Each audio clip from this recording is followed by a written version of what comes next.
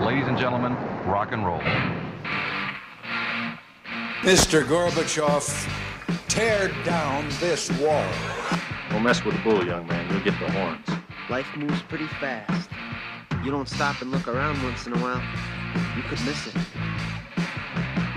Pa, are you telling me that you built a time machine?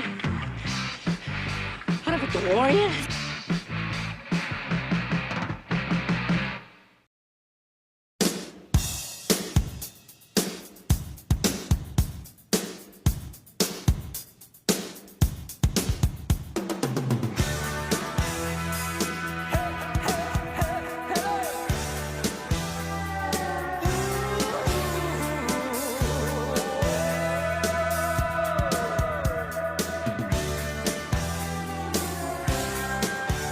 Hey, and welcome to the 80s Cafe. My name is CW Sloan. I have a guest here who is ready to talk some 80s. Michael Cox. I've known Michael for 20 plus years, and I can tell you right now, you're in for a treat. Michael, when I first talked to you about this podcast, I'd love to hear what your thoughts were, because this was a baby of mine that I've been trying to birth for quite some time now, and here we are. Well, you know that on the like Facebook memes and things like that, you know, there's things circulating around that said, when somebody said 20 years ago, and I'm thinking 1980, but they meant 2005, and now I have to sit down. You know, it's kind of like tells us our age, doesn't it? But yeah, I mean, 80s. I'm old, and I realize that, but I mean, I get younger when I talk about the 80s, and I don't have to be reminded that I'm old, because like my wife and I, we walk like every morning, and so my neighbor the other day was out, and he was just like, "Hi, Mike, are you going for your walk?" He called it my walk, like I'm 90. And you know, so anyway, well, things are breaking down for both of us right now as we continue to age. But guess what doesn't break down this decade? No, it doesn't. I can tell you right now what we're going to have in store is some good times, because the music, the movies, the fashion, anything pop culture 80s to me is nostalgic, and this is why I chose this kind of theme for a podcast, because it's something that I can talk about forever. Yeah. And I know you can too. We've been doing it. So the difference between what we've been doing and what we're doing now is simply somebody putting a microphone in front of us, and we're ready to go. Yeah. So I can tell you how many times we've been on the beach, and we've been driving down the road together and listening to music, talking about these movies that we're going to be talking about, and I'm ready for it. Yeah. So the one movie I just decided to go with as our first podcast, The Naked Gun. As soon as Nordberg is better, he's welcome back at Police Squad. But I wouldn't wait until the last minute to fill out those organ donor cards. I think that's only common sense. Nice beaver. Thank you. I just had it stuffed. Let me help you with that. Hey, you didn't do anything, huh? I got rights. Look. Look here. He's got a picture of your wife. Ethel. Frank. You're both right. Never before has one police story contained this much action, this much romance. I like cops. Or this much baseball. Leslie Nielsen and Priscilla Presley in the hit that started it all. Everyone should have a friend like you. The Naked Gun. This isn't the best movie of the 80s. I'm by no means going to say it's ranks number one, but we found out there's a reboot coming up August 1st. Right. And going to see it. Obviously, I want to take a look at it. I'm a little nervous about it. Have you seen the previews? I have seen the trailer for it. Yep, sure did. And it was surprisingly, it was more like Naked Gun than I thought. Yeah. Anyway, we'll get into that at the end. Before we head into that, I did want to set the table for this particular movie and go through it. So my first question for you, and I'll answer it after you speak on it, but why do you think this movie has kind of set the test of time? Why are we still watching this movie and laughing even after over 30 years that this movie's been out? Honestly, because I don't think guys change that much. I would be interested to have a female perspective on this, but guys are just guys. We like dumb. My wife doesn't like it. Right? Yeah, and I would just die laughing at the sight gags there, and they never really go out of style, right? Because they just kind of catch it, even for the younger generation, right? And they've really tried to market this even after The Naked Gun. I think they were actually trying to market it even before. And it just seems like The Naked Gun was the peak. I don't and I don't know if it's just because the way we view comedy in 2025, but at the same time, this movie just seems to overdo any other movie that we've watched that has this kind of comedy to it. And like you said, the sight gags, they just are endless in this particular movie. Right. Okay, so I will say this: did you see it in the theater? Do you remember seeing it in the theater? I did not. I thought I saw one of them in the theater, but that could have been the third one. Right. As I recall. I saw the second one, which I actually loved that one as well. But I did not see the first one. The first one was one of those movies where my dad would take me to the VHS store, and 9 out of 10 times I'm thinking about renting it, or I rented it. I mean, it was on all the time for me because I watched it in so many different instances. But it was the VHS era, you know, when the 80s were really into that. And if you didn't have HBO, which I had at my dad's, I didn't have it at my mom's, but if you didn't have HBO, the only way you could watch stuff like that is rental, you know, obviously. Unless they gave a free weekend, which is probably where I watched a lot of stuff because I've done that. or you took your VHS when it happened to come on TV. Oh, yeah. And you recorded it, and you just had to sift through the commercials, which, again, that's an 80s joke that many people today don't know about. Well, back then, I think VCR stood for vague chance of recording. It really didn't go all that well. But, but for us at the time, it was, we could have a whole library of these movies and just, pop them in and watch them as many times as we can. So I'll say this, speaking of the movies, if you're talking Mount Rushmore for the hardest you've ever laughed from beginning to end in a movie, this is on my Mount Rushmore. I'm not going to put it 1, and I'll give you my 4, and if there's any that you feel like you agree with or want to add to yours, you can. So these are the 4 I thought about. I was like, what movie? It's not the best movie. In fact, did I laugh harder than any other movie from beginning to end? Like when my side was hurting, and one of them is on this list because you and I have watched this movie many times. It's not an 80s movie, but it is a movie that we absolutely love, and that is Dodgeball. Dodgeball. I'm putting that on my Mount Rushmore. Oh, that's my Mount Rushmore. Naked Gun is obviously there. We're talking about that now. Dumb and Dumber. There are just so many jokes in that movie that it was good. It was, on You're my teetering. Mount Rushmore, Okay. I don't know. And then Austin Powers' Spy Who Shagged Me. Really? Oh, God. Okay. Yes. Oh, okay. The type of jokes that you're talking about in that movie, very similar to Naked Gun with the spoofs. They're obviously playing off James Bond left and right. And when you talk about the characters that are in that movie, I don't know, Mike Myers playing all these different people. I love it.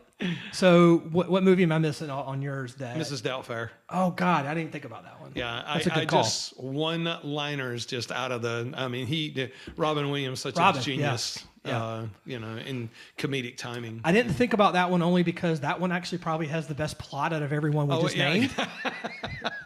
And there are a bunch of kids in that movie that make you feel sad at times. I'm a divorced kid, so that probably hits me more home than just laughing my ass off on that. But no, you're right.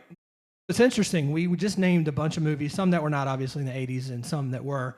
I did have an honorable mention, and that was Ace Ventura. I don't know if that's one that would probably pop in there. It was another Jim Carrey. Yeah. It was funny. But of all the ones that we picked out, it seems like The Naked Gun is the only one that really understands itself about how this movie is just taking spoof after spoof after spoof.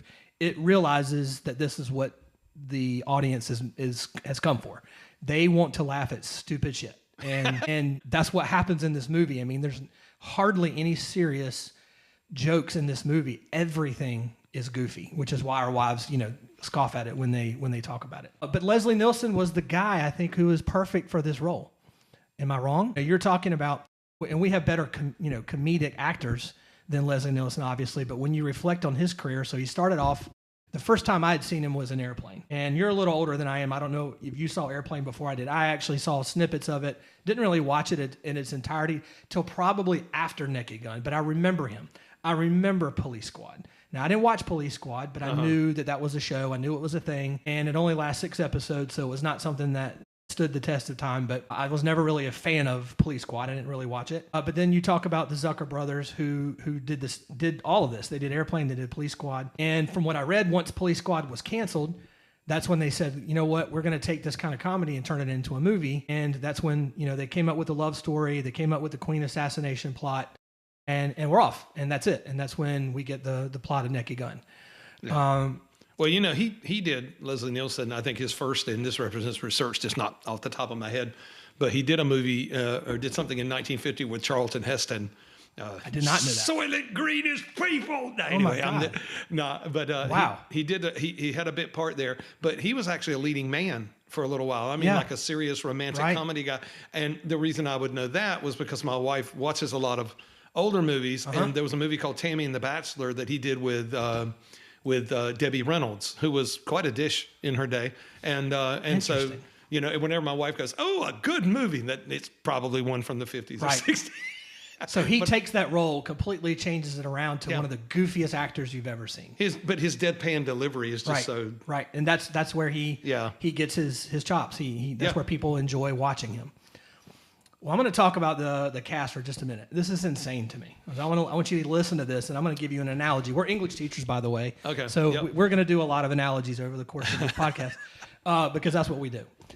But what if I told you with this cast, this is what the cast included. If I told you a movie that was this beloved had the following.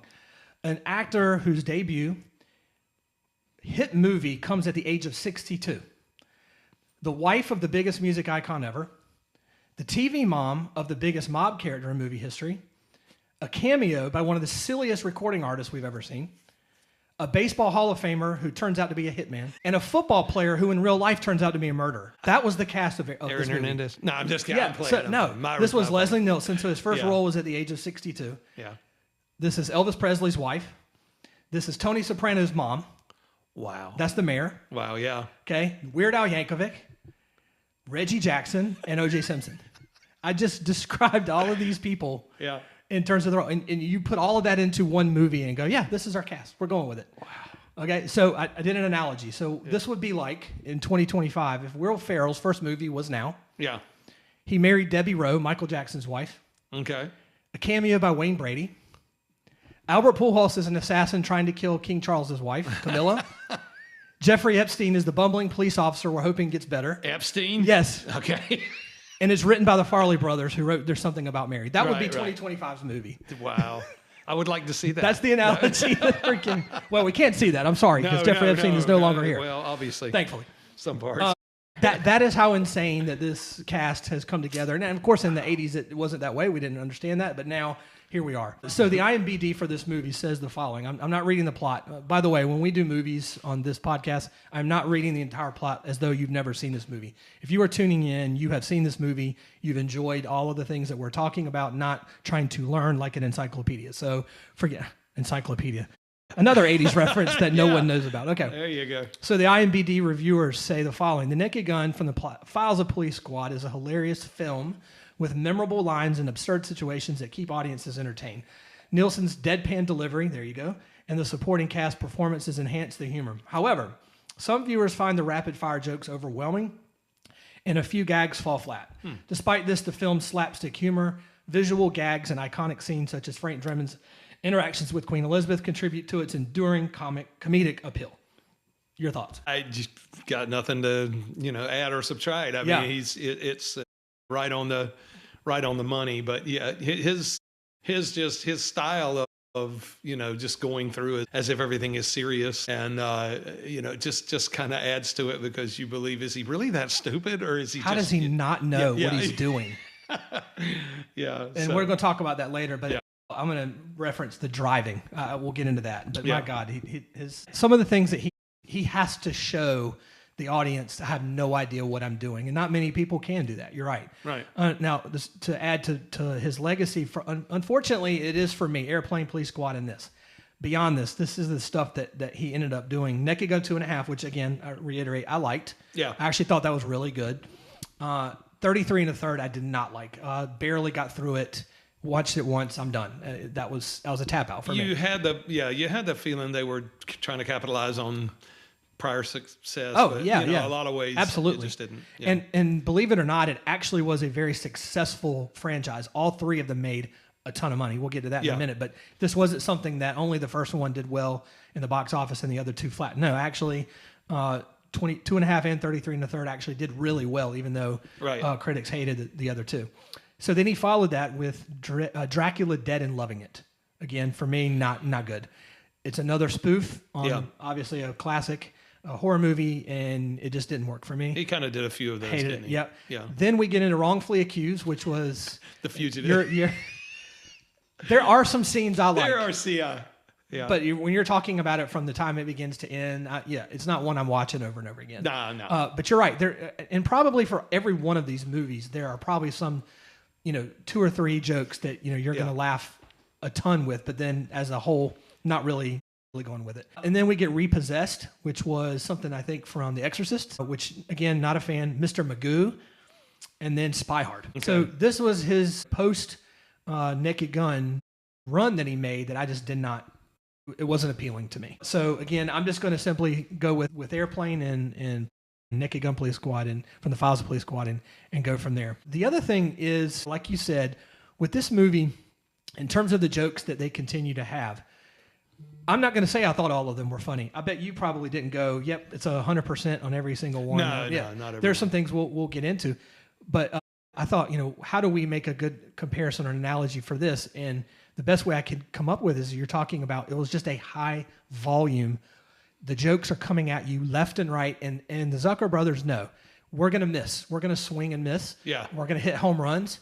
And we're just going to throw as many of them as we can. And hopefully more of them will hit than will not hit. And people will keep coming back. And I think that's the way that they approach this movie. There are very few moments of this movie where there aren't jokes. And I was actually surprised. Going through this entire movie, there are very small amounts of time, I'm talking real small, where they're not actually making you laugh at some point, whether it's something that he's walking around or any of the sight gags or any of the things that he's saying or any of the visuals. But those are the things I think that this movie was so really good. They don't take themselves very seriously, which I love. We're not trying to win Oscars here. We're just trying to hit your funny bone as many times as we can. You've heard of Frank Gore. This is the Frank Gore of comedy. Frank Gore is I think 4th in rushing all time. And it's not because he had 18 2,000-yard seasons. It's because his volume. He was in the league forever. He played for 6 or 7 different teams. And so that's kind of how I rank this movie. It's almost like the Frank Gore of comedy because it's just volume after volume after volume. Well, yeah, it was... it's just one that sticks with you. You just remember, things that happen. You can make yourself laugh just by. Well, what are some of the ones that stood out to you? And not to get into the categories yet, but what are the ones that really stood out that just even this many years later it still works? It still works. Okay. What's one or two that just it pops out? And you're going, yep, that's one that I don't care how many times I see it, it's going to work. Well, I mean, I know, and sometimes I get confused on whether this was Police Squad or what. I mean, I always like the gag where they're firing at the 2 inches away. Can, and they're like 2 inches away. That was in this movie. Throws the gun. Yeah. Now that one actually took place in 2.5. Oh, okay. But I remember seeing that in Police Squad. Yeah, at it some was in point. Police Squad. Yeah, but it's from you to me, right, in this table, and they're trying to aim at each other, and it's just like stand over their head and pop over the head. Yeah, totally hilarious. How about Drebin as just a bad driver? Every time he's gotten in the car, he has done something to hurt someone. He's always he has left the keys in the engine and the car keeps going. He's hit people on scaffolding when they're painting and knocking them all down, and he has no idea. And then of course we'll get into him with the teen driver. But the constant bad driving that he does in this movie just still hits for me. And it's pretty consistent, which I thought was pretty funny. Even the way they opened it up with the siren and the thing on there, and then they're going through all these buildings, and they do that in all 3. I think they did it in a Police Squad, right? Am I right? Which is just, I mean, it's something it's coming, but it's still funny. Right. I mean, you're just now some of the ones that didn't really, it kind of fell a little flat to me. This is where I'm gonna get kicked out. But no, I mean. There are some montage pieces, when they're in love and they're doing all the different things, and some of them were hilarious. Yeah. Okay. But the condiment spraying was a little stupid. That was corny. I didn't understand. I didn't understand it then. I don't understand it now. I was like, okay, yeah, I just sprayed you with ketchup and you ruined my shirt. How's that funny? And you're laughing, so it must be. No, but I'm just the way you. I mean, all right, kind of throw mine. Yeah. One that just didn't last. And it's iconic. It's an iconic scene. I know where you're going with this because it's on my list too. It was the beaver scene. Okay. I just didn't. Oh, no. I just thought that was corny when he was a nice beaver. Here you go. I just had it stuffed. Oh, okay. Here, let me help you with that. To me, it was just like, I was like, that's not. It didn't do it for me, but go ahead. Well, the other one I said was just the wives spitting everywhere when they were playing baseball, and it's just, I guess, attachment to everybody with tobacco at the time. Yeah. Which it's like, okay, everybody in the whole stadium is spitting again. I don't know why it didn't catch my funny bone. Right. But, and then the wives, this didn't age very well to me. The wives knitting as they're watching the game. That was kind of stupid. But to me, it's a little sexist in the. I don't think that's going well today. I don't think that's going to be put in. But I don't think that's going to. But back then it was just like, okay, you got wives who don't really care about the game. They're knitting. You're like, what are they, 80? Yeah. No. These were 35-year-old beautiful women. They're not knitting during a game. I don't even know that they would have been at the game. Again, anyway. What we're doing here is just really kind of hitting up on some of these ones that just didn't age well, but then.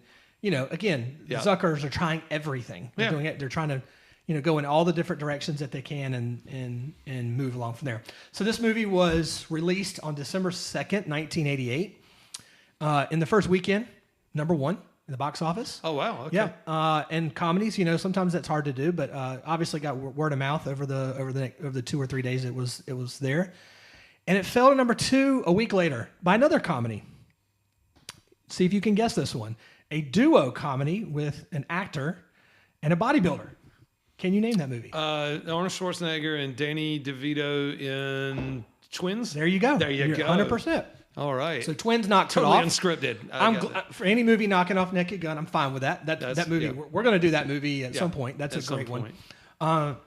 So $12 million in order to make this movie. Made $78 million, a little over $78 million. So I'll you're take that. A 6x.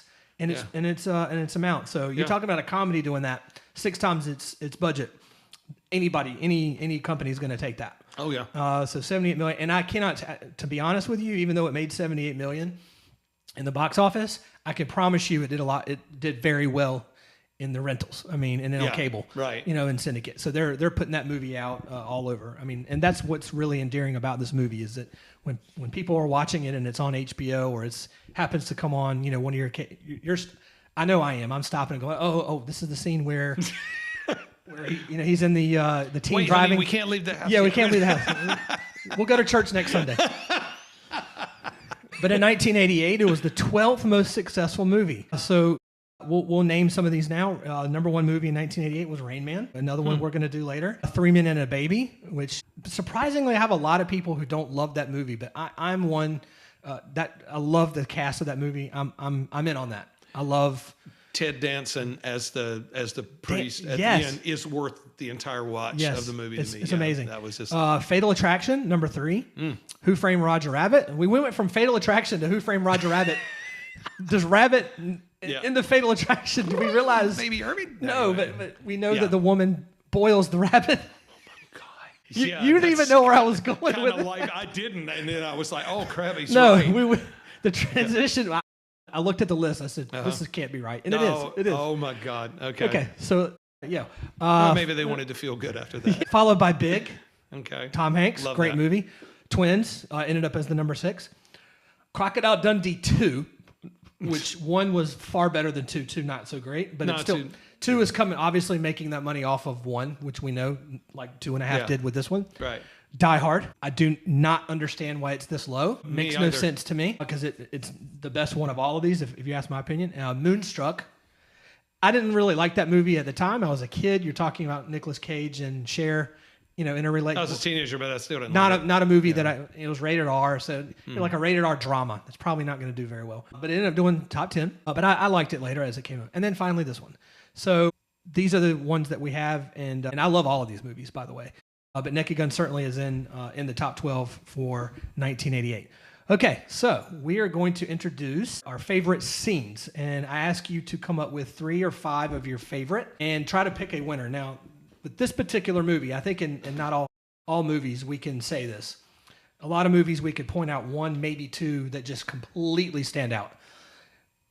We're in for a difficult challenge here because I don't know how you pick number 1 in terms of the scenes of this movie. I don't know. They are so similar and so funny that you're really nitpicking here when you're trying to pick the best one. But I've got a couple of them, and feel free to kind of add as we go along. Okay.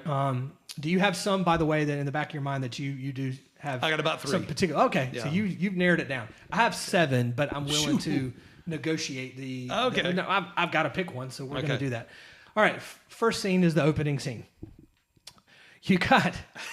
It just starts off with the music, by the way, where you've got this Middle Eastern music, which I thought the movie, when I first rewatched it and the music comes on, I was already laughing because I already knew kind of what was coming on, but the music itself was just, that was where it was like pretending to be highly serious about what's going on in Beirut in this movie, and then how funny it is because the doppelgangers were good. I mean, they looked. So Gorbachev, Yeah.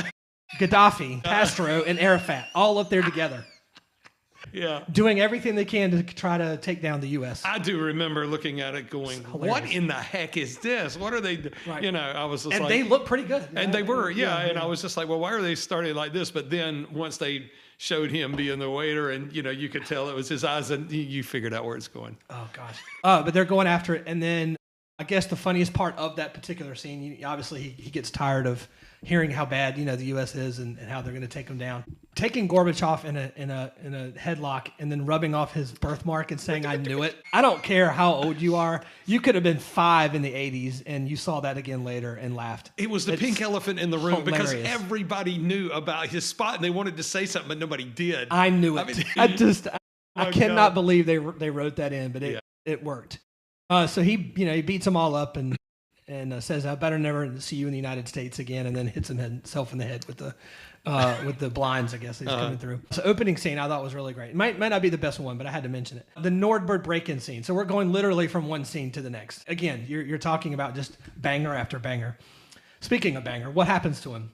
He bumps his head first, burns his hand, runs into wet paint, hand slams on the window, runs into the wedding cake, caught in a bear trap. Yeah. And I think honestly, the funniest part of that scene is when all these other things are actually injuring him, and he runs into the wet paint, and that's the only time he goes, oh no. He was shot 3 times. Well, maybe 4 because times. all of those bad things happened. Maybe that's why they didn't convict him later. But anyway, I'm playing. I'm kidding. But oh no, you were just shot 3 times.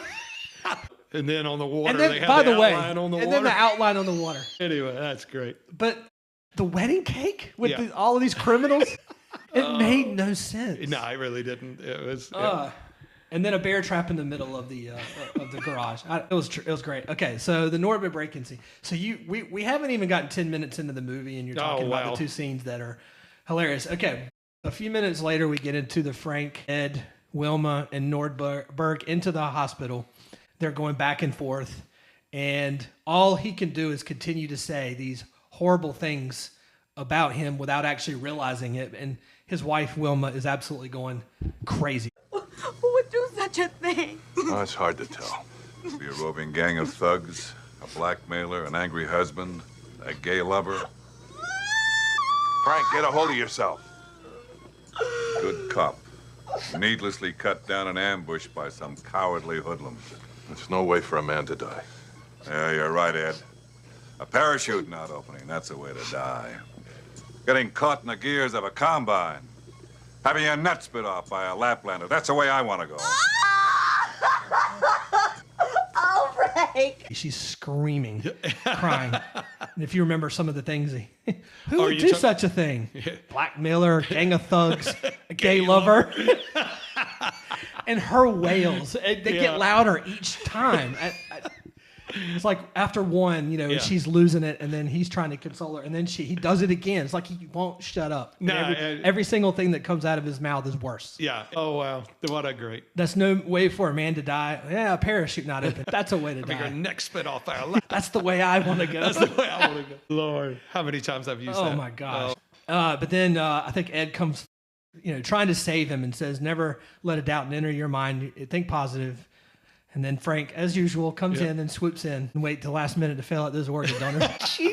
she lets out the biggest scream. And then, of course, what I'm trying to say is, Wilma, as soon as Norbig is better, he's welcome back to Police Squad. Unless he's a what? Unless he's a drooling vegetable. And then she does it again. And then the way that he ended it was so great. Oh, this is not one man is going to rest until we have them in custody. Now let's go grab a bite to eat. It began and ended as one of the fun. By the way, this is probably going to be my favorite. I just want you to know It's high up there. I mean, because it's just constant. It never. And I think I didn't even mention this. He walks in. This is an extremely small room. Right. And he looks over to Ed. He goes, "Where's Nordberg?" He's right there. He's sitting literally 6 inches away from him. Oh my God! So if you just take the, if your brain is allowed to say if this was for real, that this would just it was just the concept was just so hilarious. Of That's some guy extremely doing this. good writing. I love that one. The next one, obviously, and this is probably one of the more famous, if not the most famous one. And I'll say this was a precursor to Zoom meetings that failed. The press conference in the bathroom.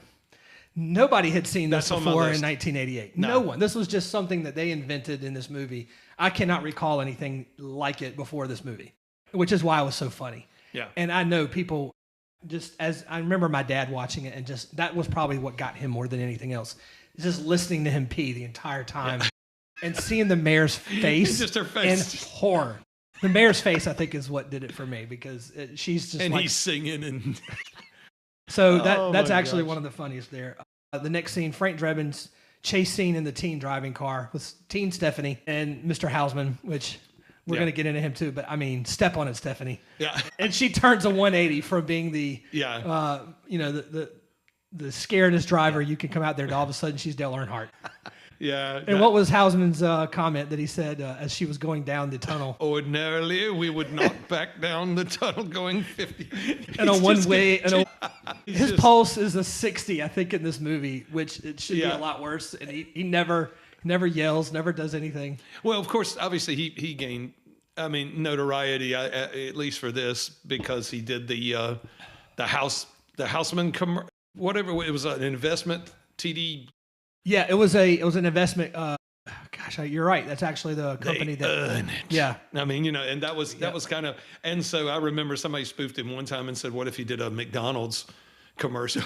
Oh, did he do this? 2 all beef patties. Did he? Let's cheese on a sesame seed. He's a great voice. Now, my memories of him actually were the grandfather in Silver Spoons. Oh, okay. He was Ricky's grandfather. Okay. And then also he was the old haggard in Scrooged. Mm-hmm. He was reading A Christmas Carol in the end of Scrooged, if you remember when they did the last televised part of Scrooged. I do remember that. So he was in that. So those are the last, remembering things of him that I had of him. But yeah, that scene is they picked the perfect teen driver assistant there for that. That was amazing. The next one was the dating montage.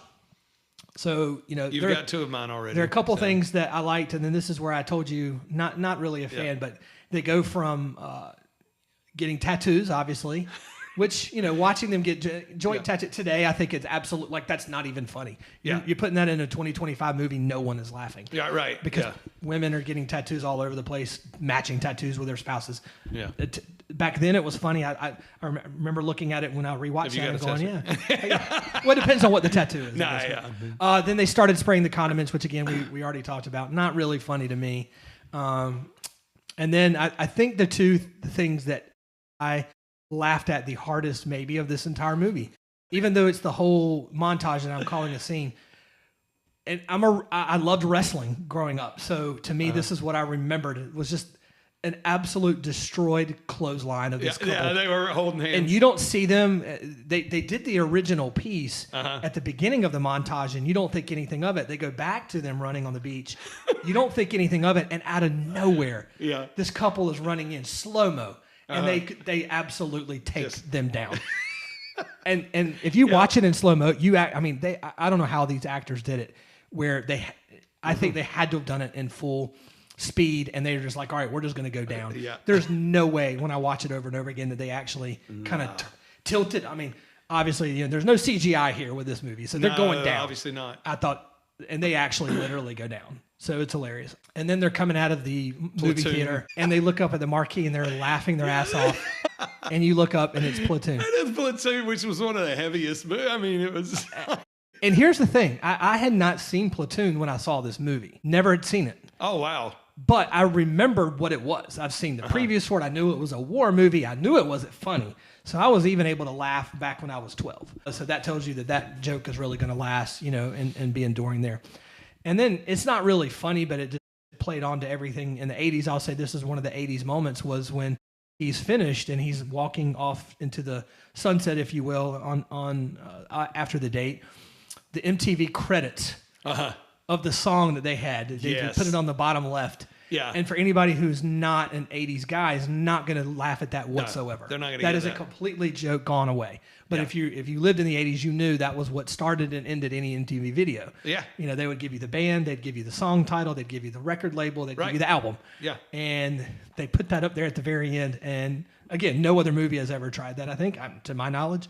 So that was a pretty good scene from beginning to end, I think, as a whole. Yeah. So it was on your list, yeah? Two of those were on my list. Obviously the montage and the which one? Yeah, the bathroom scene. Yeah. I also had the Star Spangled Banner. Okay, well, we're gonna. So the baseball scene, the baseball game. Do we put that as one scene? Because we're talking about the same setting, and it's 20 minutes. I checked. Yeah. It starts at 1 hour. The hour into the movie, and it's an hour and 20-minute movie, but hour and 22 minutes. But you're talking about the end of the whole last 20 minutes. I think you almost have to put that as one scene. It's so much though within it. But you're right. You could break it down into 3 pieces. Yeah, like when he gets into the and he hits the umpire over the head and he's changing clothes. And the janitor walks in. He's like, "Sorry, have fun, boys." Yeah, he's got his pants like pulled down, and I was just like, "Oh, I mean, just the concept." But just the Star Spangled Banner. And I know there are people that might think that was disrespectful. I didn't get that sense from it. It just was not once. I've never entertained the idea. Especially today. I mean, you know, there is a Well, you know who ruined that? Who? Roseanne Barr. She did. Arnold. Yeah. Anyway. Yeah. But she did it intentionally to be, you know, yeah, grabbing her crotch and spitting and all of that. I mean, that was. But he did it, and you just got the feeling, crap, I don't know what, because you could just see it in his eyes. Oh, say, can you see by the dawn's early light what so proudly we hail in the twilight's last gleaming, whose bright stripes and broad stars in the perilous night o'er the ramparts we watched, and the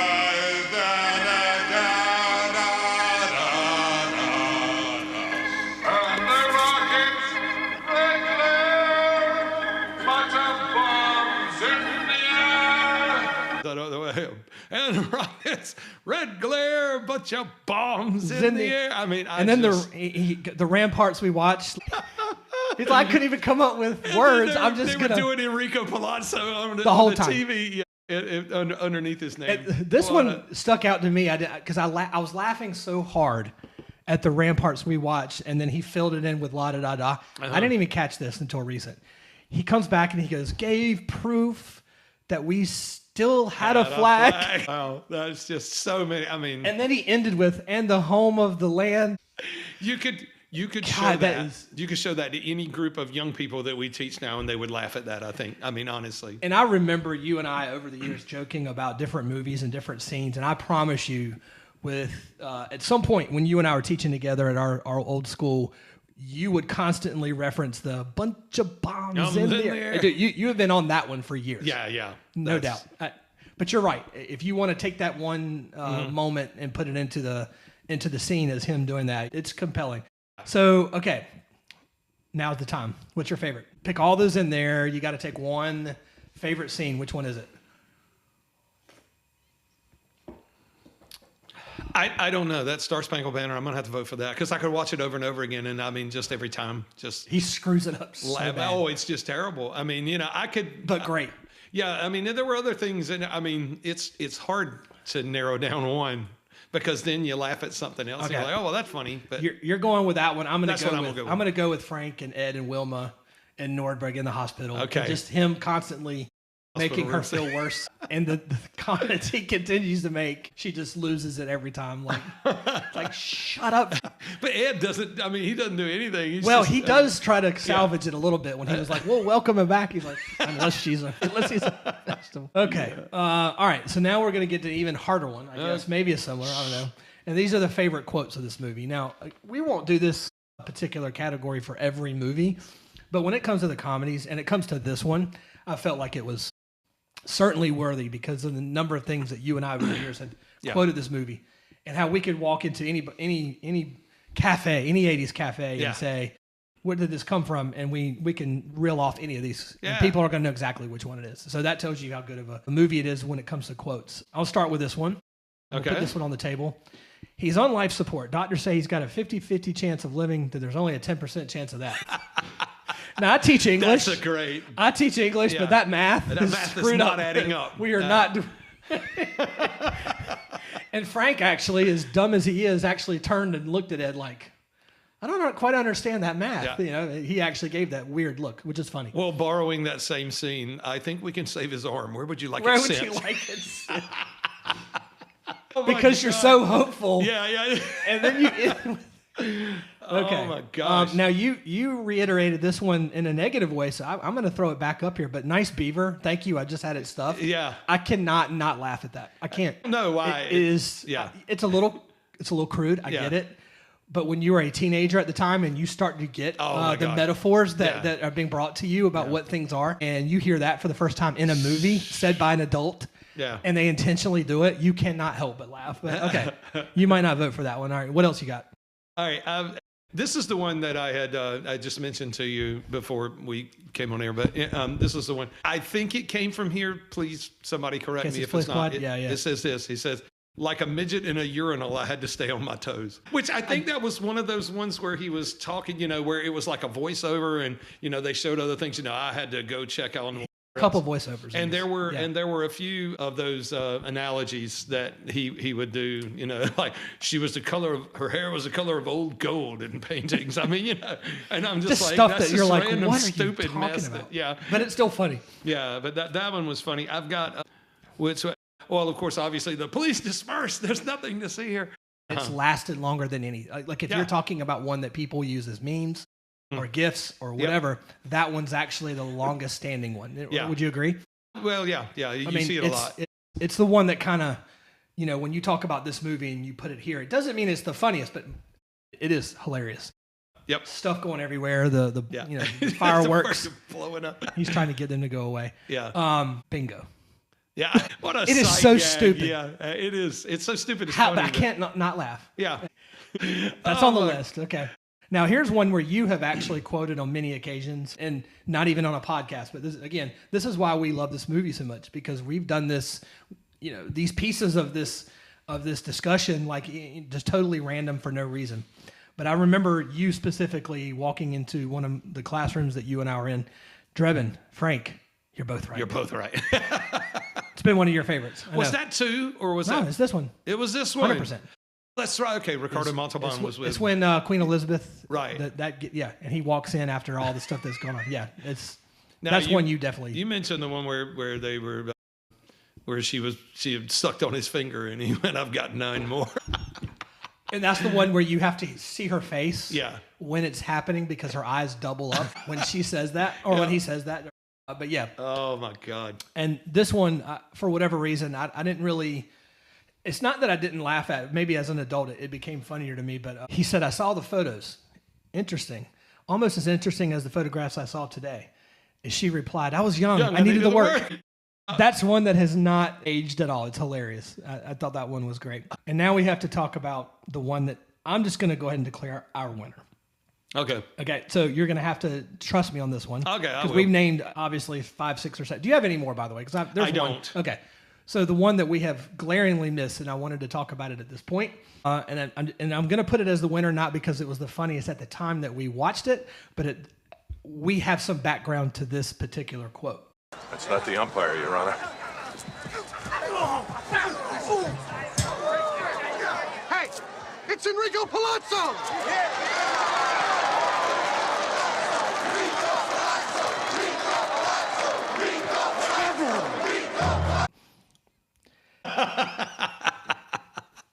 Yes, later on. Would you like for me to fill this in, or do you want to do it? No, you can go ahead and do it. Okay. So Michael and I were attending a AAA baseball game about 45 minutes from where we live in the Kinston area. And we were getting all our seats, and we got our food and we're getting together and about ready to watch the game. And Michael says, okay, I got to step off and go to the bathroom. I'll be right back. And maybe stop for an extra beverage or a hot dog or whatever. So he goes down to the bathroom, and I'm looking around. And this is, again, a movie that we have quoted so many different times in so many different ways, as you now have heard. And so I finally take the courage, and I take one of the couples that are in front of me, and they're having a good time. And I said, hey, I need you to do me a favor. When my friend comes back and he starts walking up the stairs to his seat, I need one of you. And of course, the other people around this couple is also listening in on, which I thought was even better. I said, I want you to, when he gets about a third of the way up, I want you to stand up and I want you to scream, hey, it's Enrico Palazzo. And then I want the rest of you to kind of stand up and go, and just kind of follow suit to it and see what happens. Oh, my gosh. So I had about 7 or 8 people in on the joke. And so Michael walks, he's walking up in front of the stadium, and he's getting up to about, a third of the way to the steps. And sure enough, the girl stands up first and screams, it's Enrico Palazzo. And then 3 or 4 other people stand up, and the horror in your face, I'll never forget. Now, you started laughing about 5 seconds later, but it was totally, you had no idea this was coming. No. And everybody started clapping afterwards. And one of my favorite jokes I think I've ever had. Just favorite ideas. ideas. My face was, you got me. And I knew I wasn't going to be able to get you. And back. it was a baseball game. Yeah. Which made it even better. It wasn't hockey or anything. But even within the context of the movie, he had sung as Enrico Palazzo, and then he came out with the, he dressed up as one of the umpires and came out. And so at the very end, when he takes his mask off and the guy goes, hey, it's Enrico Palazzo. That's Chubby from Teen Wolf. Yeah. Is it? Oh, okay. And Francis from Pee-wee's Big Adventure. Okay. I do remember him. Yeah. Yep. Yeah. So anyway, I had to get that joke out because it was coming at some point with this pod, but it was one of the best I've done. Barrel of laughs. Yep. Anyway, all right. Okay. So we're gonna call that our number one, just because it's something that happened to you and me. We'll go with that. Okay. Next category. What is the most 80s thing about this movie? And so I was trying to explain to you before the pod about what this really meant, and essentially it's taking something from this movie that you just look at and go, oh yeah, that would only be in the 80s. Yeah. Something that just has endured over time, and something that we remembered fondly, nostalgically, that an 80s movie would only have and probably wouldn't see it again. And I have, I think, I have three different choices. I'll throw them at you, and then you tell me what you think. All right. Okay. When they are trying to be equipped with all the different things in the lab, and one of the things that he shows Frank and Ed is the Swiss Army shoe. So he pulls the shoe out and he starts pulling out all these different tools coming from the shoe. So my reference is Swiss Army knife. Right. Does anyone carry one of those today? I'll say no. I have one in my. Okay, I'll say one. Okay, yeah, I have one in my tackle box. Loser. Where I go fishing. Where I go fishing, but it's buried in the bottom. Yeah. But I mean, But in the 80s, I remember begging for one for Christmas. Right. And a good one, like one that had all kinds of top end present. Yes, it was a top end present. So I will tell you this now. I went on their website the other day. I was like, do people even buy this? Of course, they have a website filled with them. Oh, okay. $24 is the cheapest one you can buy. $395 for the biggest one. Okay. 50 that thing different better start my car. Tools. Yeah. 50 different tools. Oh my God. I sat there and just read each separate tool. $395. If the Swiss Army knife people are listening, do we get we are, a little bit of a... Are we going to be our next sponsor? Do we get it? Yeah. Sponsored by Swiss Army knife. To get a little bit of credit for, for sales. But no, go ahead. Can you name, how many can you name? I've got a list of all that. Of what? Of all the tools. That it has? As a corkscrew for like opening. There's one. Okay. It has a knife, obviously. Okay. Large blade. Yeah, I guess. I mean, a fold out blade. There was a Phillips head screwdriver. Jeez, I'm running out of them, and I'm on what, 4? Yes. Jeez, I don't know. You have the $24 one. Does it have a file? Yes, it has a file. It does have a file. Okay. In case you need to sharpen your nails as you are cutting something. Hold on. Let me just kind of. I don't know, man. Okay, I'm gonna share some of the very unusual. This is a current one, by the way. This is not a 1988. This is the one that's $395. It has an electrician's blade with wire scraper. It has a pruning blade. You forgot the most common one. Scissors. Okay. What you're cutting with those scissors, I don't know. I have no idea what you think you're going to cut. Yeah. I have no idea. It ain't hair. Okay, here's, no. It has a fish scaler. Are you? Oh my God. Now you're buying one.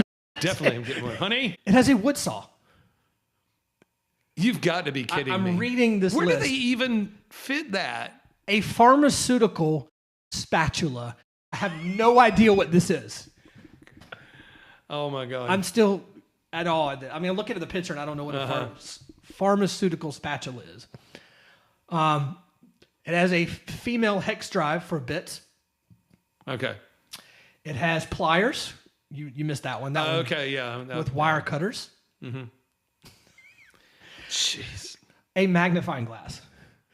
Who uses those? How big is this thing? Has a key ring, tweezers. Uh-huh. You know, after you do your file, you do your nose. I can do that. Yeah. Trimming the nose trimming hairs. the nose and the hair. Yeah. A ballpoint pen, not the same one that Ludwig had, I would imagine. Oh, okay, that no. was thrown into the water. It has a pen, to write. A mini screwdriver. Is that a drink? That is a toothpick. So after you do your files, and after you do your nose, now you take the food out of your teeth. Oh my God. Is it metal? I'd be scared to stick that thing in. It has a chisel. Okay. As a can opener, you remember that? Okay, that, yeah. You remember that? They had. I do the can opener. Okay, Yeah. I'm going to end with this one because it sounds very sexy, and I have no idea what it does. And if it's something that I'm just completely oblivious to, feel free to tell me. All right. But I'm going to end it with this one. We named half of them, I think. A reamer. Do you know what a reamer is? Because I do not. It's kind of maybe no. Okay. Moving on. Yeah. I don't know. I really Okay. So the Swiss Army shoe. That's what's the most 80s thing about this movie. I'll give you another one. Okay. How about the California Angels? They don't exist. They don't exist. It's the LA. Right. Now in I think they stopped being the California Angels in 1996. They moved to Anaheim. Right. And then they won a World Series. Where they filmed Angels in the Outfield. Yes, Anyway. they won a World Series in 2002. They beat Barry Bonds. I remember that. Oh wow. San Francisco. Okay. But then I think in 2015 they turned to LA. The LA. Okay. So, but California Angels is a total 80s team, I guess, with that kind of logo to it. And then the last one I'll say, and then you tell me what your winner is. The song "I Love LA" by Randy Newman. Uh-huh. When it goes through the montage of the baseball game. Yeah. Love the song. Love the song. It was certainly iconic. I mean, but I feel like that's an 80s song to me. I don't know why. Yeah. The other movies that I found that this song was in was Volcano, which is a 90s movie. Tommy Lee Jones? Tommy Lee Jones is the protagonist there. And then the 1985 movie Gotcha, which I've never seen. But for whatever reason, this just seems like an 80s song to me. I don't know why. Yeah. So those are your nominees. You've got I Love LA, the California Angels, or the Swiss Army shoe with the reamer. Where are we going with that? You know where I'm going with this. Okay, one, so. well, you're probably going to take the shoe. I have to. Yeah, Right. I mean, yeah, I would say. Nobody except you in the tackle box here. Well, I mean, I think what you inadvertently mentioned earlier about the montage of videos with the MTV thing at the bottom that could be a very 80s You're thing. right. Yeah. That could be in the nominees. Because I would look at that immediately right now and go, think of 80s. that takes me right back. All right, there's your winner. I'll take the Swiss Army shoe. You could take the MTV. Okay, I'll okay. The next category. What prop would go great in the cafe? So this, we are recording live here from the 80s Cafe. I have a place where I have all kinds of 80s references between movie posters, between Sports Illustrated. I got my Air Jordans. I got an Atari. I've got a Nintendo. I've got collector's items. Yeah, I've got everything you can name. Albums on my wall, vinyls. Movie posters again. And with this cafe that we all love to hang out in and enjoy ourselves, I always like to think of what else can be added to make this even better. So I try to look at these movies and go, man, I would love to have that in this cafe. Yeah. Where are we going with this? What would be a perfect item that could fit in here? I could put it on my shelf. I could hang it on the wall. Where are we going with that? The beaver. No, yeah. It's on my list. And if somebody says, why do you have a beaver in here? Yeah. All I got to say is Naked Gun, and everyone will know what that was. And I mean, that's the purpose of a lot of these is to look at them and then to be taken back. Yeah. And, I remember that. So I look at that Atari. Well, my other option was the Swiss Army shoe, yeah, which I would love to pull out and just. If you've got it, I mean.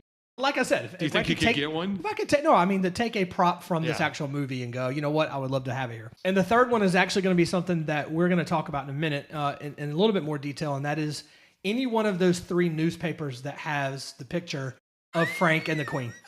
If I could put that and just frame it, pick one. I don't care. Either one of the 3, or put all 3 together. If you have a montage of all 3 of them, is that the prop that needs to be here? That's what needs to. Oh my God. Okay. Yeah. Well, I mean, if you had anyone in and of itself, anyone would know that knew. But those 3 to me stood out more than any other as the prop that should go in there. Okay. Right. So after viewing this again, another category I wanted to share with you is what, after having seen this so many times, but then me asking you, hey, really pay close to the details, close attention to all the different things, the sight gags and the things that maybe you didn't see before. What did you notice this time around that was funny? Maybe it was something that you couldn't remember, couldn't believe, and we'll go from there. There are about 4 or 5 that I have, but I wanted to catch up with you first. Yeah, and really good movies are that way. You watch them again, and you're not focusing on the things that you focused on. Well, it's hard for this one because you could laugh for 15 seconds and miss 3 jokes. And miss something, yeah. You're missing 3 jokes because it's too funny. So many things that come rapid fire. But one of the things was when they're in the hospital room. And so what's favorite scene? Nordberg's? Wilma. Wilma. And because several times, when he said those outrageous that's what things, you're laughing at. Yeah, you're laughing at that. And she would duck her head onto his suit and cry and come up. But one of the times when she does, there's just this huge thing of snot that trails from her nose. Completely. If you're just laughing or you're concentrating on him, you wouldn't see it necessarily. I believe I did. But anyway, it wasn't like I was expecting it. It came totally out of left field. Right. And we didn't even talk about that scene when we mentioned all the different comments that he made when he's trying to get a hold of Nordberg, and Nordberg's completely out of it. And he's talking, I love you. The name of the boat, which we know as the audience because we saw it earlier in the film. And Frank has no idea. I love you too. I love you too. Like drugs. My God, that is hilarious. You're talking about Clueless. Now, I did notice that already, but I forgot to mention that in that scene. Yeah. That's why that scene to me is number 1. We have so many parts of that. But sure, that's a great call with the snot. Here's one. I don't know how I do know how I missed it because it's off to the side, I guess, if you will. If you remember when he's actually going into the hospital and he's getting out of his car to visit, and of course you see the car running, with the I guess the bag's kind of coming out and it's on fire and and all that. And he is about to walk into the police station. Every police station typically puts the name of their police station from the county or the state or whatever. The title right above the door, the police station. That's it. That's the name of it. And then they go back into the hospital. We know every hospital has a name. Yeah. Right? He even mentions the hospital's name earlier, which was hilarious. Our Lady of the Worthless Miracle. Right. Which was in and of itself really funny. Oh, it was. But when he goes to see Nordberg and you look at the hospital, you know what the hospital name is? The Hospital. No, are you serious? That's it. Capital letters. Okay. The Hospital. I didn't see that. Totally. So they're doing that twice to make you go, okay, that's pretty stupid. Yeah. The hospital. The police station. I don't know why. That made me laugh. During the baseball game, 7 announcers. I didn't laugh whatsoever. And in the 80s, okay, Dick Vitale was a guy, I guess, to some degree. But basketball, not... And that might have been the funny piece to that. But the fact that they kept going on, and the guy to the left keeps going to the right, and then the guy looking on the right, then there's the left, and then back to the right again. And it's just a constant, all the way till it gets to Joyce Brothers, which has nothing to do with sports whatsoever. Absolutely. So that, to me, I never really laughed at when I was a kid. I didn't understand that they were trying to make fun of like this incredibly large, way too large announcing crew. Right, yeah. As opposed to, your main guy and your backup. This one, I don't know why I missed this one too. Maybe it's just because it was a reference to sports, and because they doubled down on the sports piece, it just didn't enter my brain as a 12-year-old. It's 4th and 15, and you're looking at a 4-court press. Yeah. Okay. And then the last one, which I think is my winner, I had no idea this was coming. When he goes to see the mayor and explain, that the queen is in trouble and she's in danger at the dinner, at the gala. And of course, he loses his hearing after they blow the horns, and then he sees the musket, and he doesn't know what's going on, because he's out of it. And then he jumps onto the queen and slides on the table. Down the table, yeah. And then they take the photos, and then you just see, her straddling him, and them looking both confused. And then in the very next scene, they pan in the next scene, and Ed's breaking down all 3 of the newspapers. And if you didn't catch this, which I did not, all 3 visuals of the newspapers have them in 3 different close-ups together. The first one is him on top of her, legs straddled. The way next one is her on top of him, his legs straddled. And then the third one is him taking her from behind. That was the one that I killed me. It was like, what was going on before they got off the table? That they had all 3 scenes. You would totally miss that if you didn't, if you didn't go back and see it. And I showed that to you before the show, right. And I think that's one of the hardest times we laughed before the show, because you totally miss it, because you're laughing at the first scene anyway. Yes. You're laughing at you're already laughing at what happened in the scene before, but then you look at the first newspaper, and then you don't even think about the next 2. No. So that to me is my winner, and I guess you like this. I'm gonna go with that one. You gonna like that one too? Oh okay. yeah. I just after seeing it, you can't unsee it. Okay. And, it's so maybe that's what needs to go in my cafe, like we mentioned earlier. Okay. Yeah. The next category is something it was just something I brought up. You don't have to add to this unless you want to talk about the snippets for it. But these are things that when you look at movies, obviously this movie has holes. These have some things that just don't add up. And so this is the category. It doesn't really add up. So the first thing I noticed right away, not sure if this is really the way that they would go in the reboot, which we're going to talk about later, the age gap between Nielsen and Presley. You have any idea what it is? What it was in the actual movie? Yeah. It doesn't seem like they would be a couple. The fact that it's a comedy. She looked a lot younger than... It's a 21-year difference. He was 57. He was in his early 60s at the time of the movie, and she's in her 40s. So yes, I get that she was an unknown actor or actress and beautiful, and Presley was her last name. So she was how old? She was in her 40s, and then he was in his 60s. Well, Tom Haversham from Parks and Rec said it's half your age plus 7.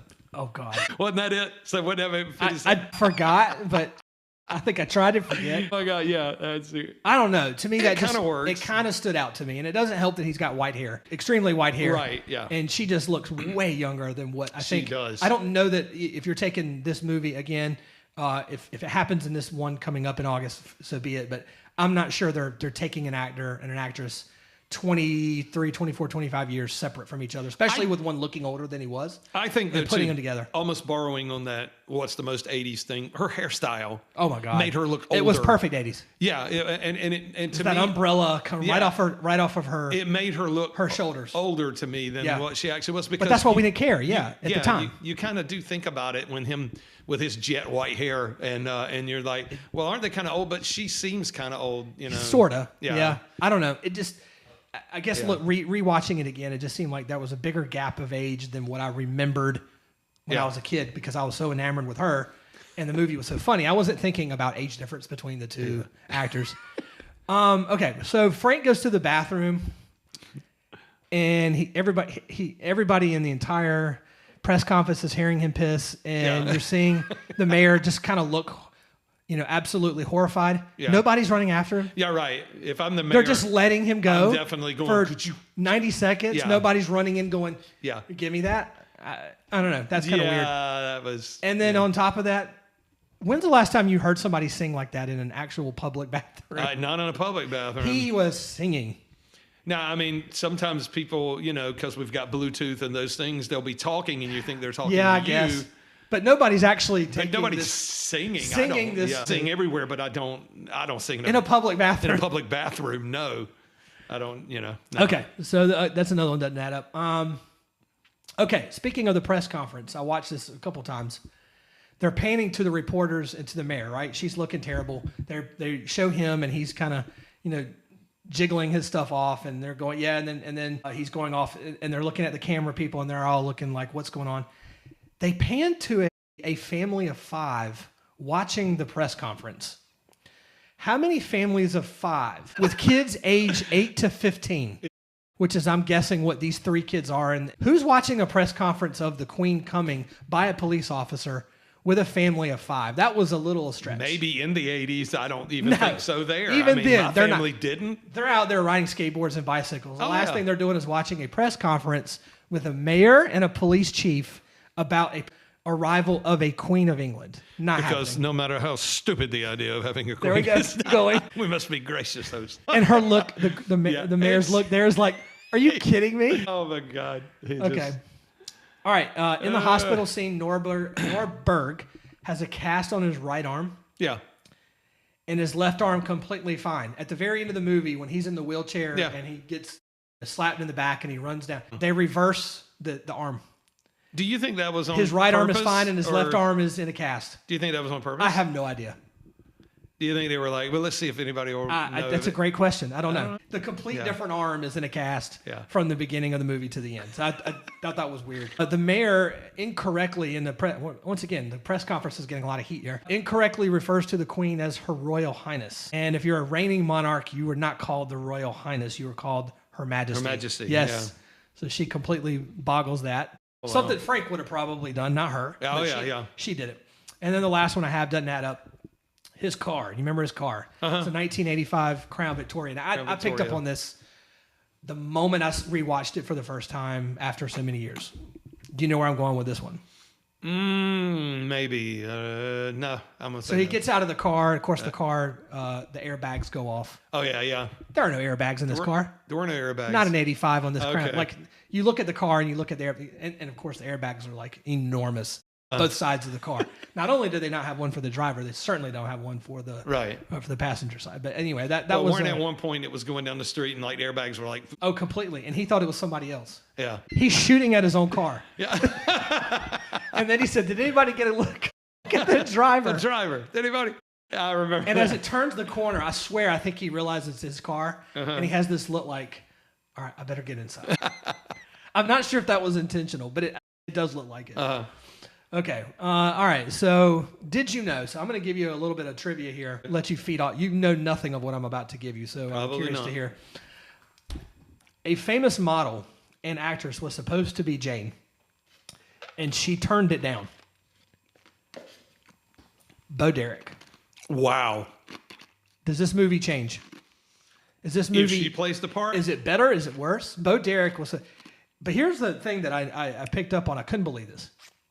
She turned it down. I went back, looked at her IMDb. The 4 movies that she has done between 10, which is her hit in 1980. Right, yeah. I mean, looks phenomenal. And this one, I could promise you maybe 5 people in this entire country have seen. Complete busts. So she's turning it down after 4 incredibly bad movies. What was she thinking? I don't get it. Maybe she thought it was just going to be another bad... Yeah, bad decision on her part. She doesn't have a sense of humor, in which bad case she didn't need to, I mean, because Presley took this on. Yeah. We know nothing about her. I mean, she was on some other things, I think soap operas and whatnot, but I mean, this is her, just like Leslie Nielsen, this is her movie. This is her, the best that she had done. But yeah, so Bo Derek, turn this down.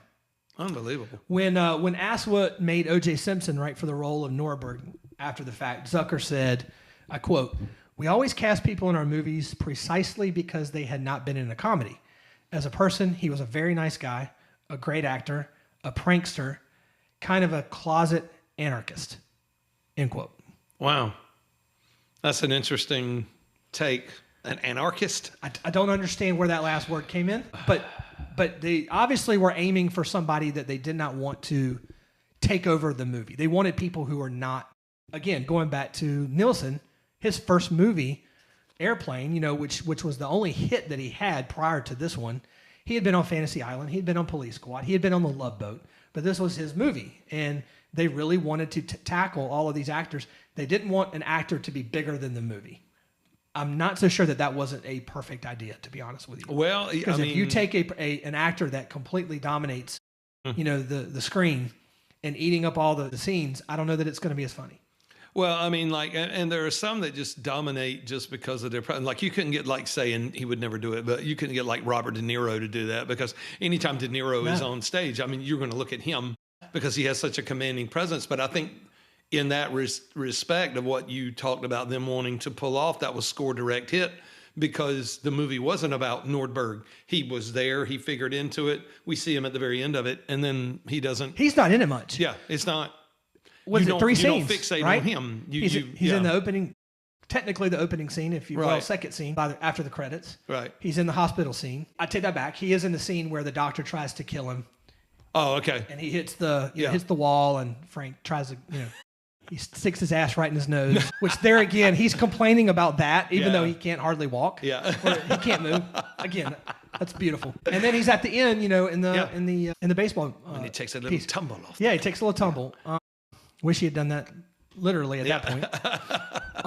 But yeah, I think it was a mark on them to do that, because any main actor who you think of who takes over scenes is probably going to be more important than the actual comedy.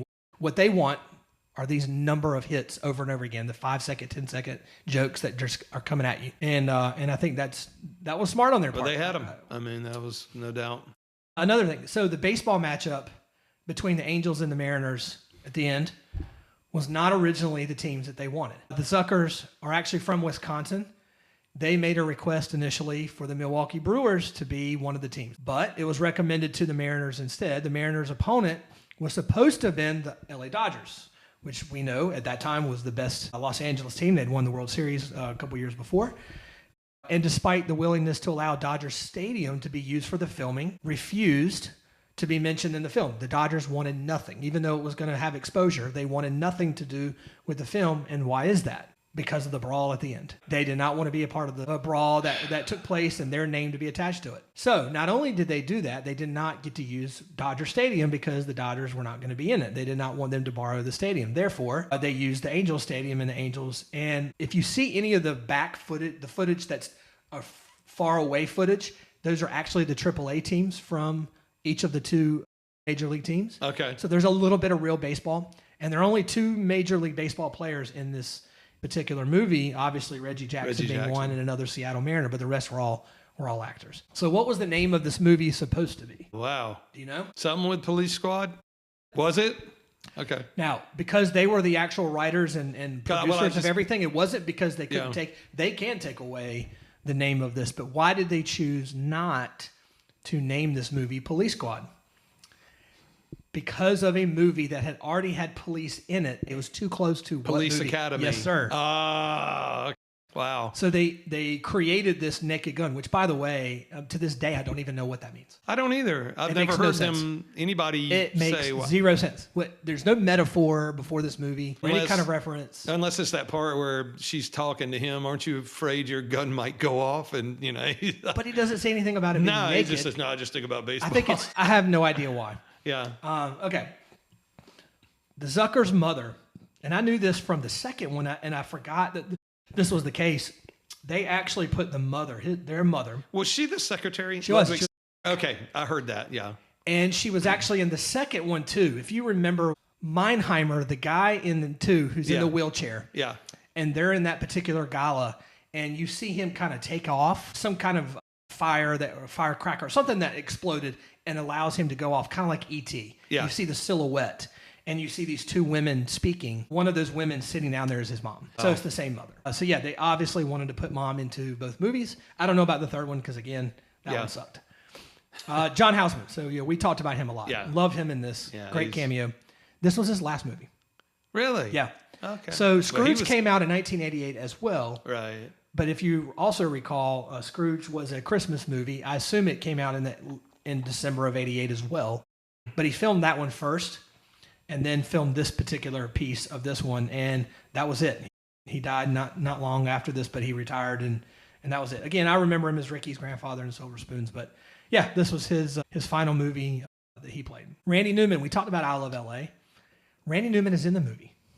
So when you are listening to the song in the montage, do you remember when Ed, played by George Kennedy, is eating all the food? He has just constantly filling in his mouth. Yeah. He's going he's got like a frozen treat. He's trying to all these different in things. the background there's Randy Newman kind of adjusting his hat, and they stuck him in there. No way. Oh yeah. So see if you can I'm gonna have little to go back Easter and look egg at that. there. Yeah. Yeah, Randy Newman is in there.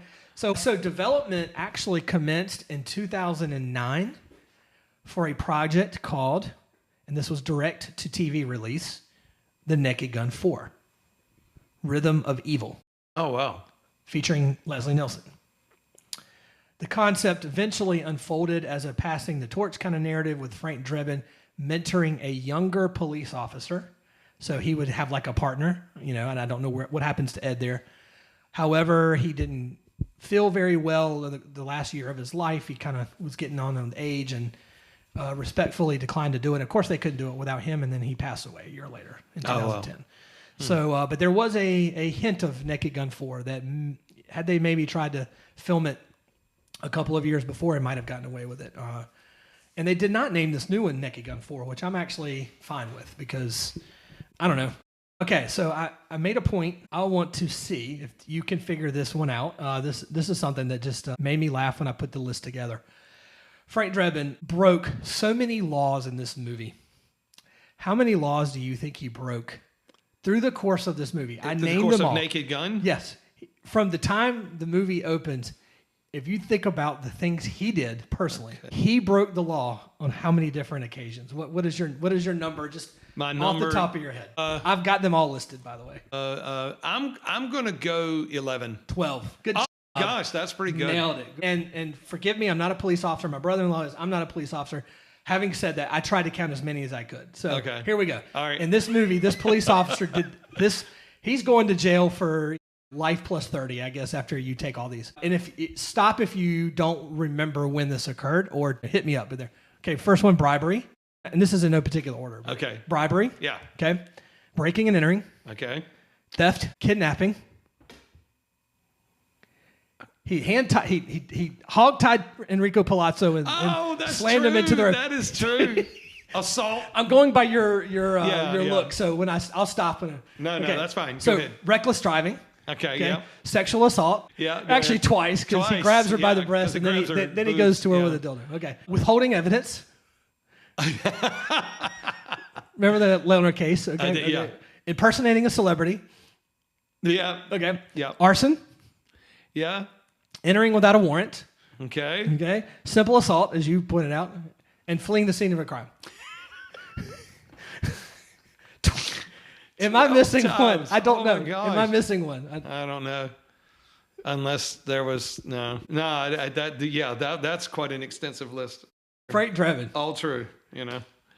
How long is he going away? I don't quite know, but Lord have mercy. I thought about this toward the end, and it hit me when he came into the room with the woman getting dressed, and I thought, how many different times has he done something illegal? Because that was just removed from him breaking and entering into Ludwig's office and destroying everything that was valuable. Okay. You got me on bribery because then I remember. Do you remember bribery? Why should I tell you? Well, maybe this will help. Anyway, I'm not allowed to say anything. Yeah. How's a 20? And they start giving 20s back and forth. So that was great. Now I'm told that's a police squad joke again. I didn't watch that one, but I mean, that is so stupid. I mean, yeah, it is, but it's funny. And the guy says, "Spot me a 20." Yeah, he's holding it right there. Changed it to it. Okay. All right. So we're going to end the pod with just a quick little Naked Gun reboot. What are your thoughts? So the cast, Liam Neeson, I'm not sure if you followed through what this... I actually didn't until I went to this pod, and I was actually pretty surprised.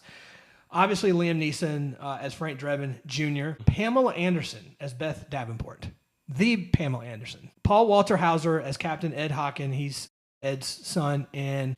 You referenced to me you haven't done a whole lot with Cobra Kai, but he is Stinger in Cobra Kai and brilliantly funny. He actually, the type of humor that he has. Are you talking about in this movie? Or? Yes. He is Ed's son in this movie. Very well casted. Looks like him, kind of heavy set, kind of like Ed was. So I commend them for that. Cody Rhodes, the wrestler. I don't know where he is in this movie. I just know that now we have a celebrity from a sporting element, and you're sitting there thinking, okay, O.J. Simpson, there's some similarities to this. Well, if you want to start right at the top, Liam Neeson, my eyes. Well, then the last one, let's talk about. So, and then Busta Rhymes. That's the cast that I can pull from right now. Why not Chris Tucker? No, anyway. Well, okay. So, your thoughts, Liam Neeson? Other than the fact that the name is so close. I'm just used to seeing him in, Rob Roy and in Star Wars. Taken.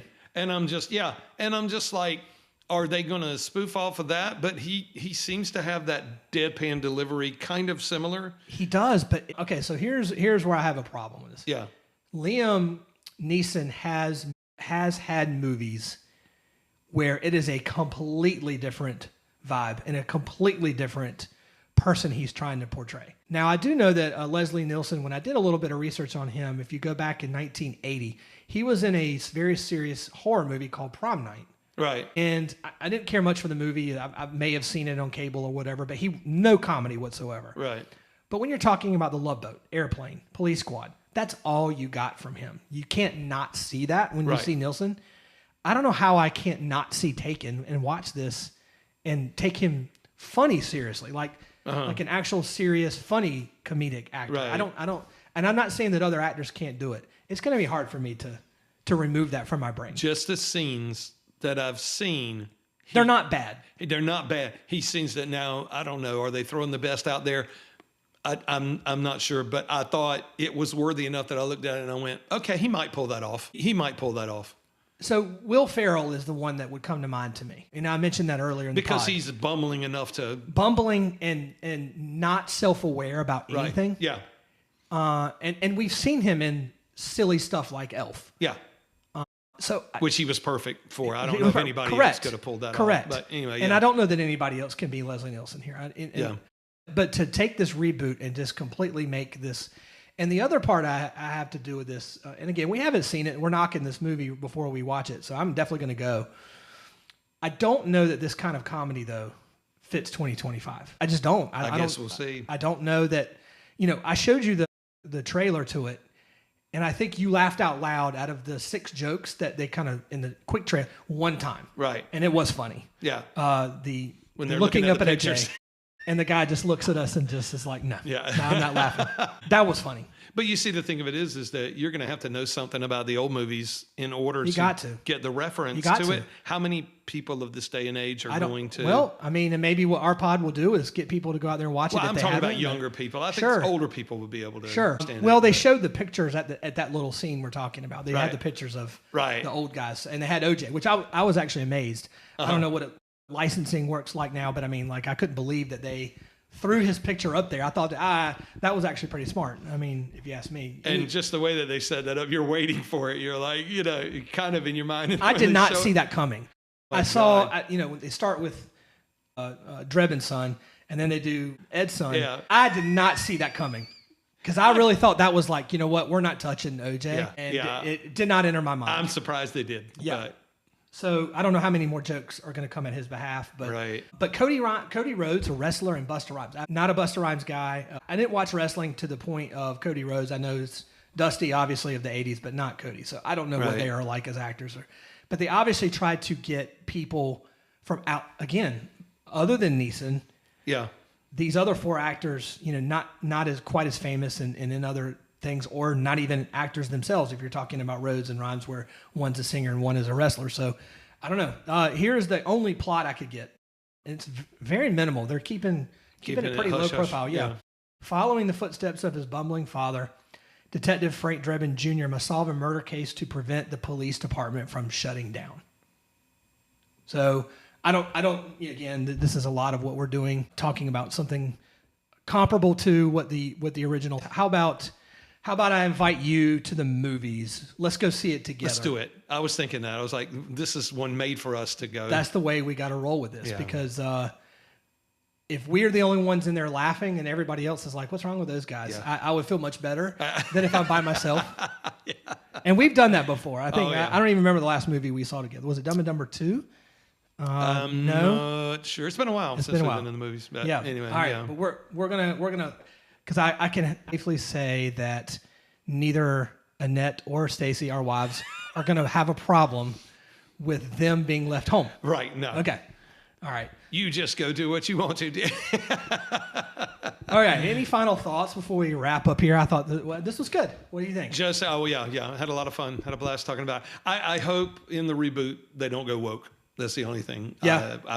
I would hate that if they were like Batman, and even the new Batman with Robert Pattinson was a good movie. They're sticking in those little barbs to let you know they're trying to accomplish. I hope it stays true to the fact that we're just trying to make you laugh, man. Here's a gag. And I do remember seeing a Zucker, I don't remember which brother it was, interview about the movie. And when they were talking about putting it together and they contacted him and he didn't really like the script very much.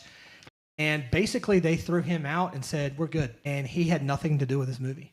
Zucker didn't? No.